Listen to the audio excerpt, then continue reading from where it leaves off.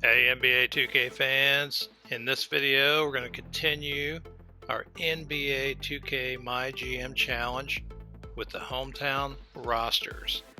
And this is the second episode. If you missed the first one, I'll put a link in the upper corner of the video so you can start there if you want to see the very beginning.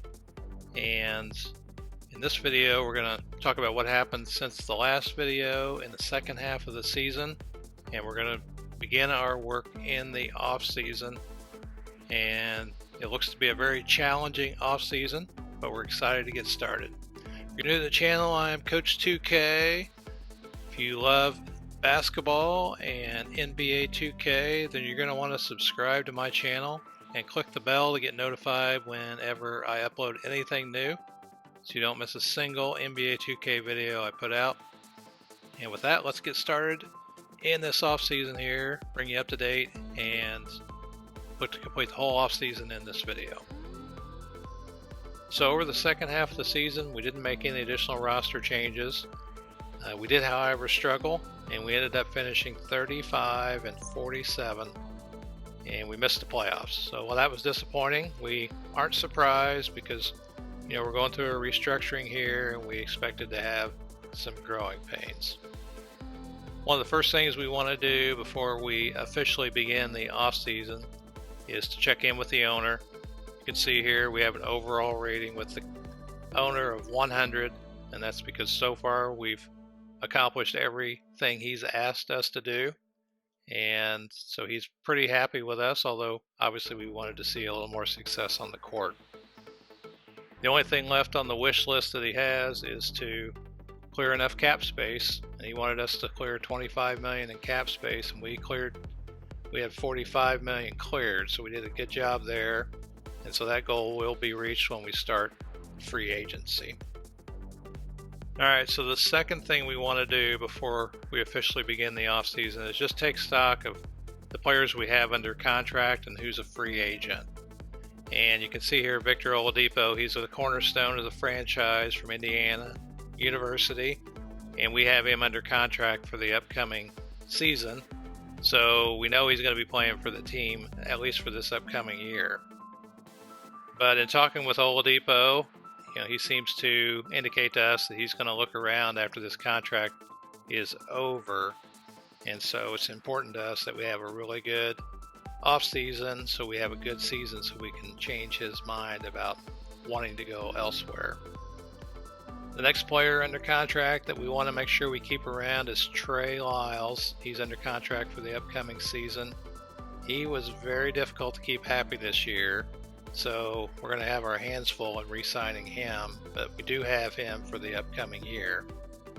Because just like Oladipo, he's planning on testing free agency when his contract is over, so we just kind of have to keep that in mind. But like I say, he was really tough to keep happy during the course of the year. I don't know what it is about Trey Lyles, but I know this upcoming year it's going to be difficult to get him happy. I know that. And another Hoosier that we've got under contract, in fact the only other one, is Thomas Bryant. We've got him locked up for the next 2 seasons, so that's good. At least that's one guy. If you can kind of talk in terms of long term, that's pretty long term for the roster at this point. In terms of guys that are under contract that don't have Indiana connections that we don't see staying with the franchise long term, the first one's Miles Turner, and so we got him locked up for the next 3 years at $18 million per.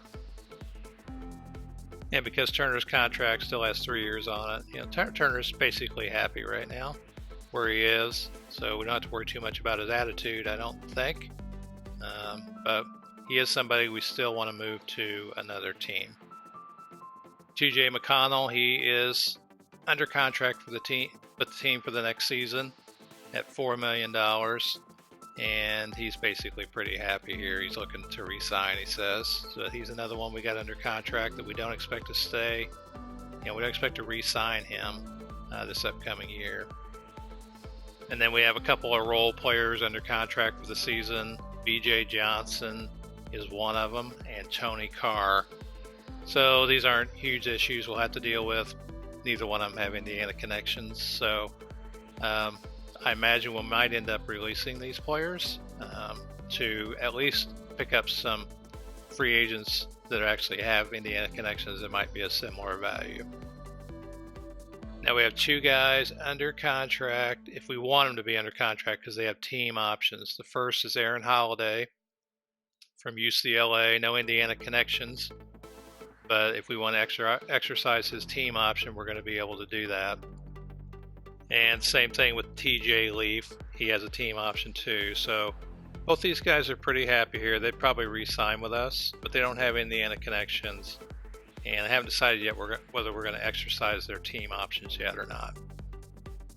And we do have 1 restricted free agent, that's Sabonis. Sabonis, I'm assuming we're going to either trade him or make him a qualifying offer because he's just too good a player just to kind of let go and get nothing. But teams will be able to make him offers and we'll have an opportunity to match them. And so he's going to cost us quite a bit more if we're going to want to hang on to him.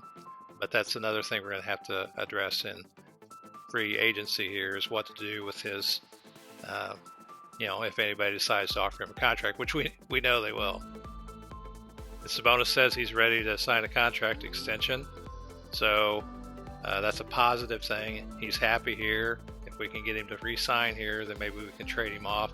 Because if we wanted to trade him now because of his salary or because of his situation during the year, we really weren't going to be able to get any salary to match up that was going to give us a good enough player in return. So we opted not to do anything with Sabonis.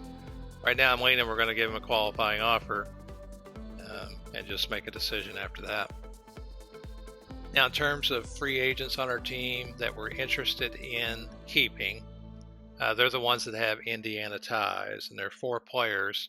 And what's going to make this offseason kind of challenging is that all of them have indicated that they want to test free agency. So those guys, just to kind of refresh your memory, are Jeff Teague. He's the first one. He's an older guy. He's 32. If we didn't bring him back and we went young, that's not going to be a huge concern. But, because he is from Indiana, if we can find a spot for him, we definitely want to do that because he's still a pretty good player. The next guy is Yogi Ferrell, and he has Indiana connections, and he's also a free agent. He's also going to test free agency. So he's a little bit younger than Jeff Teague, so we like his youth a little bit because of that over Teague. And so, but we'll have to see what happens with these guys. Now, the other 2 are Etwan Moore from Purdue. He's a small forward, 6'4", small forward. So he's somebody, he's a little bit older too. But he is somebody we're interested in taking a look at re-signing in this offseason. And the last one is Tyler Zeller. So Tyler Zeller, he's a center. And like a lot of these guys are getting up there in age. So, but he's on the list as a free agent we want to talk to if the price is right. And, we definitely have a need for centers, especially, once we move Turner out of the way. We're going to need somebody to come in and fill that role. Now, there's 2 other things we wanted to look at before we officially begin the off season.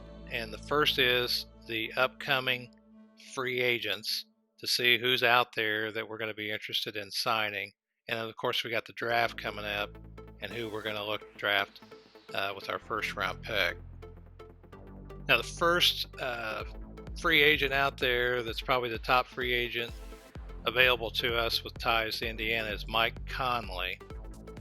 And Mike Conley has a team option with the Utah Jazz. So that's a lot of money. And because he's 32, I don't know that it's really going to be somebody we're going to target in free agency, just because it's just going to be so much money for such a player for 32 years old. We're probably talking like a 4-year contract, and the guy's going to be 36 years old before he finishes the contract. So as much as we like Mike Conley, I don't think we're going to be able to get him, but he is probably one of the better free agents available if for some reason the Jazz don't exercise their team option. Another guy we're looking at is Eric Gordon, and he is a free agent this offseason, and he went to Indiana University. And in his case, he's just like some of the other guys we've looked at. He's over 30, and he's probably going to demand a sizable contract, which, I'm not sure would be worth it. He also seems interested in staying in Houston, so we'll keep an eye on it and just see what, his situation is. Another restricted free agent is OG Anunoby, and he has a team option with the Raptors. And while we really would love to pick up OG, I'm expecting the Raptors are going to exercise that team option, and he won't be available. But we'll watch and see just to be sure. And, looking at what he thinks, he seems pretty happy in Toronto, so it might be tough to get him to Indiana, even though he's a great prospect for us. Another free agent we'll be targeting is Pat Connaughton. He's a shooter. He came from Notre Dame University. He's a little bit younger, which is good, and I think he's probably a realistic expectation in terms of free agency of somebody we might be able to pick up. And so we're definitely going to target him for sure, and hopefully add him to the roster. And then finally, the last main target in free agency is Noah Vonleh, and he went to Indiana University. He's 24 years old, and because he's only 24, we're definitely going to make him one of our main targets because he's one of the youngest guys with Indiana connections in free agency. So we hope to really pick him up, and so he's interested in signing a contract extension with the Timberwolves, but we think we can get him to come to Indiana.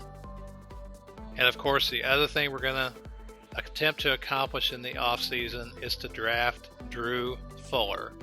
So I'm not sure exactly where we're going to draft yet, but my expectation is he may go around anywhere from 9 to 14 in the draft. So hopefully we can draft high enough where we won't have to trade away something to get higher so we can make sure we get him. So once we find out our draft position, we'll come back and kind of look at some mock drafts and see where he's expected to go to see if we can, if we're going to be able to grab him with our pick that we actually land without having to worry about losing him to a pick above us. Okay, so I think that's a pretty good overview of what's going on with the roster and kind of what we hope to accomplish realistically, because we are a medium to small market team. I mean, we're going to be limited in what we can do, and we don't want to sell out the franchise to a bunch of players that are going to be really, really old. We'd rather build with a little bit of youth if possible. And so with that, let's begin the off season and walk you through each step of the process. All right, so the first is player retirements, and we're going to go in here and we're just going to look and see if there's any Hoosiers or anybody with Indiana connections. And there's Zach Randolph. He went to Marion in Indiana, and he's going to retire. He's probably the only one of age to retire. But we'll just flip through here and see if I recognize anybody else that's going to retire. A lot of people retired this year. So we were hoping that we could get Zach Randolph, because even though he's an old guy, we could probably get him for the league minimum, and he's still a highly rated player as old as he is. So yeah, Zach Randolph is the only Indiana guy retiring. Just a quick look at Zach Randolph. He was from Marion, Indiana, and he played 17 years in the NBA, and he's still a pretty good rated player. So anyway, I just thought I'd highlight Zach's career a little bit there. He was nearly a double-double guy. I think he averaged around 16 points, 9 boards a game for his career. So, hate to see him go, but he did retire. All right, so next up were the Hall of Fame inductees, and this year Vince Carter made the Hall of Fame. Congratulations to Vince Carter on a long career. Guy's almost as old as I am, still playing the NBA. Well, not quite, but anyway, good job to Vince Carter. And in terms of league meetings, we decided to turn down all of the rules that we could provide feedback on. We just said we weren't interested in changing any rules, so we'll leave those all as they are. Up next is the draft lottery. So we're going to find out where we have a chance to pick. Currently we're slated to pick number 11, and we got a 0.8% chance to get the first round pick. It would be nice to get up a few picks. That would be great. So let's see what happens here, and we'll just skip to the lottery results, and we still ended up number 11, and the Cavs, T-Wolves, and Wizards are 1, 2, and 3. Now, talking with our assistant GM, Kevin Pritchard, he tells us that the trainer's contract is expired, which we knew was coming up, and he suggests that we re-sign him because there's nobody better. However, we were not happy with our trainer this year, so we're going to find a different trainer and see if we can improve the situation, because we had a lot of injuries this year. He didn't know how to work the players. They were sluggish. It was just a mess in my opinion. So with all due respect to our assistant GM, we are going to let him know that we need more time to think about that. And we're going to actually look at giving some offers to some other trainers in the league. All right, so the first guy we brought in for an interview was a guy named Bradley Jones. And we asked him what he thought about working with a team that's rebuilding, and he's not really a fan of helping a team like that. So we decided not to offer Bradley Jones a contract. So we brought in Trey James for an interview, and just like the previous guy, he is not really interested in working with teams that are rebuilding. It's not his preferred team. So we're going to move on and see if we can find somebody else that is interested in working with a team like ours. So we brought in Taylor Stewart. Taylor Stewart is interested in working with teams that are contending, and we decided to pass on Taylor Stewart because of his preference. All right, so we brought in another guy named Christopher Porter, and we asked him about working with a team that's rebuilding, and he thinks it's a perfect fit for him. So we're going to offer Porter a contract here and try and maybe interview a couple other guys as well. Now, in Porter's case, he wants a 4-year deal, $178,000 a year, and we're really interested in only offering a contract for 2 years. So we're probably going to offer him what he wants, but for 2 years, and see what he says.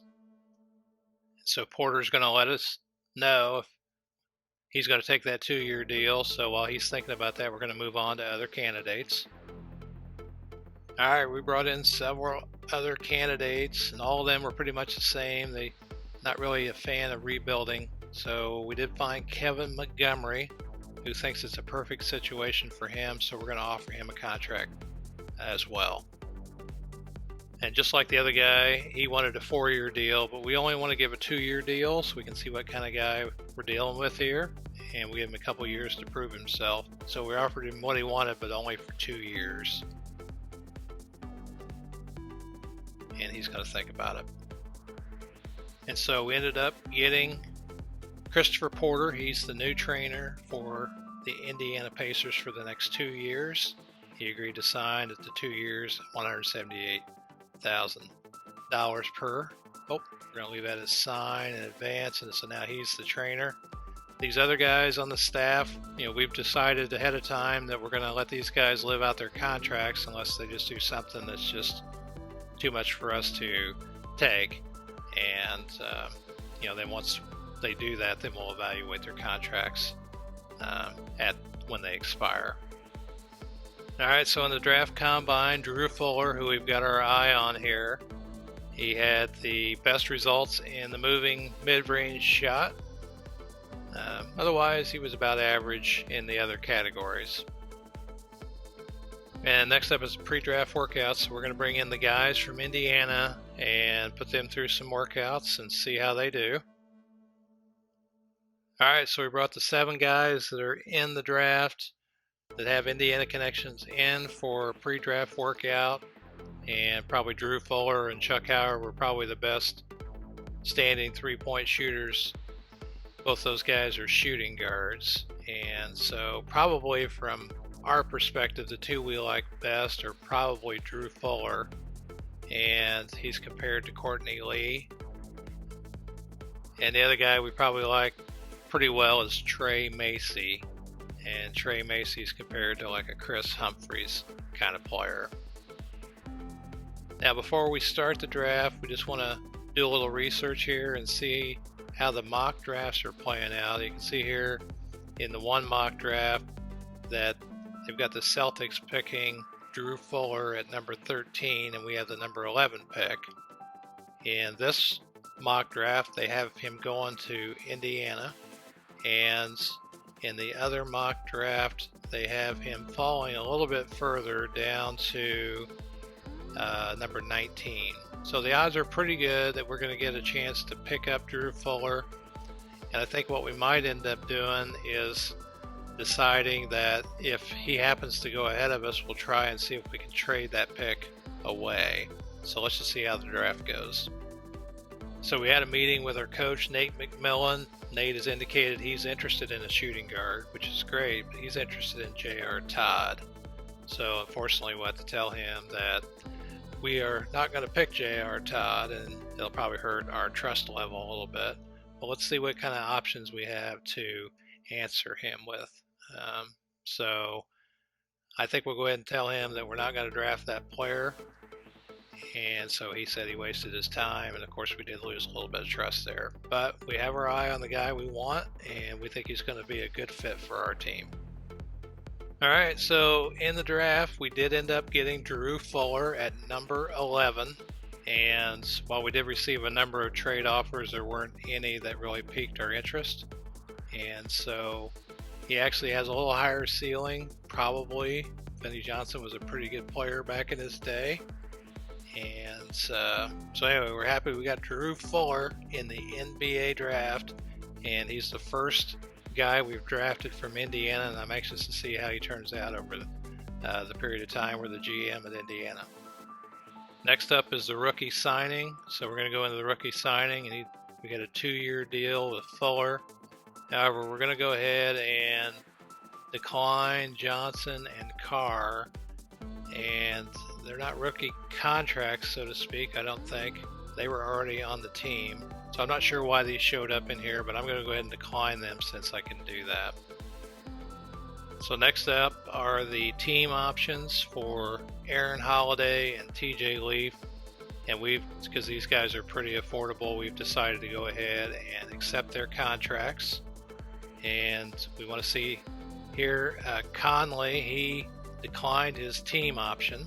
So that's a good thing, I guess, because that means he's going to be an unrestricted free agent, and so we have a chance to sign him. And as expected, the Raptors picked up their team option on OG Anunoby, so no chance of getting him in free agency. Next up are the qualifying offers, and we have one restricted free agent, and that is Domantas Sabonis. And so we're going to go ahead and extend that qualifying offer to him, realizing that he's going to get an offer from somebody.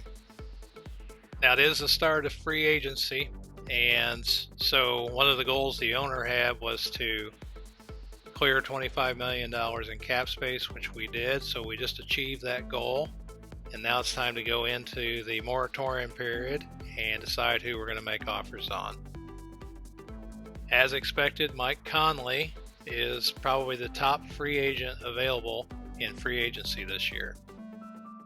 However, the price tag is pretty steep, and I think that's more than we're going to want to take on in terms of picking him up and adding him to the team, so we are going to pass on Mike Conley. All right, so the next best available Indiana-connected guy is Eric Gordon, and while we really love Eric Gordon, he's a shooting guard, and it doesn't really make a lot of sense to bring in Eric here behind Oladipo. At least I don't think so, especially because of his age here and the cost that it would take probably to bring him in is probably a little higher. He already has another offer anyway, so we're going to pass on Eric Gordon. All right, so a guy we do like backing up Oladipo would be Pat Connaughton, and so we're going to look and see. He's much more affordable for our small to medium market budget. And so let's see what kind of offers he has. Currently, he's got no offers. So we'll bring him in for an interview and consider making him an offer. So Pat tells us in the interview that he doesn't see his whole style being reflected on the court and our team. So we didn't really like hearing that from him, so we've decided to pass on Connaughton. Now we're talking with Jeff Teague here about bringing him back in, and he wants a 2-year deal worth a little more than $7 million a year. And so I think Teague's a guy we do want to bring back, which would be good because we need a point guard from the state of Indiana. All right, doesn't look like Sabonis has gotten an offer yet. So we're going to keep holding his cap space. We're going to renounce the rights to Johnson and Gant since they don't have any Indiana connections. And we're going to keep our hold on Zeller, get rid of it on Forbes. Teague's there, he's already going to agree. We're going to keep it on Yogi, Etwan Moore, get rid of it on Matthews, and get rid of it on Battle. And we're just going to advance to the next day then. So surprisingly, Mike Conley did not receive any offers on the first day of the moratorium period. So we're going to see if we can make him a lowball offer and just see what happens. Conley wants a huge deal. He wants 4 years, $154 million. And so we're not going to come anywhere near that, but we're going to try and make him an offer anyway. All right, so we've decided to offer Conley substantially less, a 2-year contract with a team option starting at $12 million, so a total of $37.8. And we know he's not going to take it, but we're going to put it out there anyway. And he seems pretty insulted, so he's out of here. That's pretty funny. All right, so the next guy we're interested in is Noah Vonleh. He's a younger guy, and so we're going to bring him in for an interview and try and negotiate a contract with him. So Vonleh tells us he's looking for a 2-year deal for just over $10 million. We're going to make him an offer, but not for quite that much. So we're going to offer Noah a $12 million contract, 2 years with a team option at the end of it, total of 3 years. Let's see what he has to say here. All right, so he's going to look to other teams. No problem, Noah. So great news, Noah Vonleh decided to accept our contract offer, which is great. And then Sabonis decided to take an offer from another team, and we're going to go ahead and we're going to match that offer now in the hopes that we can trade him for somebody better, and that'll keep us strong at power forward while we're doing that. I was kind of back and forth on whether to do this, but I hate to just lose him and get nothing. He's such a good player. And we're going to go on and advance to the next day of the moratorium period. It's funny, Conley's still there as one of the top free agents available. We're not going to use any offers on day 3. I think we're going to be able to get most of our guys after the moratorium period ends, and we'll start working on our free agents at that time. All right, so we're interested in bringing Glenn Robinson III in because he is a small forward, and right now we don't have any small forwards. So we're going to work on the small forward position first and offer Glenn Robinson a contract. So at the end of free agency, we ended up with 3 point guards. Holiday and McConnell were already under contract, and Teague has Indiana connections, and we have him on the roster. At shooting guard, we already had Oladipo. We drafted Fuller, and we went ahead and talked to Pat Connaughton, and we signed him to a contract to back up Oladipo. And also, he's a small forward. He can spend some time at small forward where we are a little thin because we just have Glenn Robinson III and Vince Edwards. Both those guys have Indiana connections. And then at power forward, we matched the offer on Sabonis. We already had Leaf under contract, and we were able to pick up Vonleh and Lyles. Both those are young guys. And then at center, we still have Turner, and then we have Bryant and Plumlee, both Indiana-connected guys. So we have 2, 3, 4, 5, 6, 7, 8, 9, 10 guys on the roster now that have Indiana connections, and so we have another 5 guys that we're going to have to turn over. Then we're just going to go ahead and advance to the next season here. So after free agency, we met with the owner, and he has these things he'd like us to do. The first is he wants us to keep player morale over 60. He wants us to keep team chemistry over 68% and keep our promises, and those are things we're going to agree to. This year he set the goal for us to make the playoffs so we can get some playoff revenue. So that's going to be a tough one. So we'll tell him we might accomplish that. He also wants us to acquire at least 3 new veteran free agents, which may be possible considering we've got 5 guys on the roster we got to turn over, so we'll tell him we might accomplish that. And then after we met with the owner, we wanted to spend some time with the CFO to go over some financial stuff. The first thing we wanted to look at was the salary cap, and looks like we're right at the cap. We're just a tad over, and we're definitely under the luxury tax threshold, which is exactly what we wanted to do. Here's kind of a look at everybody's contract. I think we did a pretty good job negotiating contracts with people to give us some flexibility, and so I'm very happy with where we are cap room wise. Last year we did make a profit of over $2.7 million, so we did a great job managing the finances to show a profit, which I'm very happy about that. And this year we're projected to make another $3.6 million profit. And if we're fortunate enough to make the playoffs, which is going to be a stretch at this point, then we could earn a little extra revenue from playoff games if we can get into the first round as an 8 seed.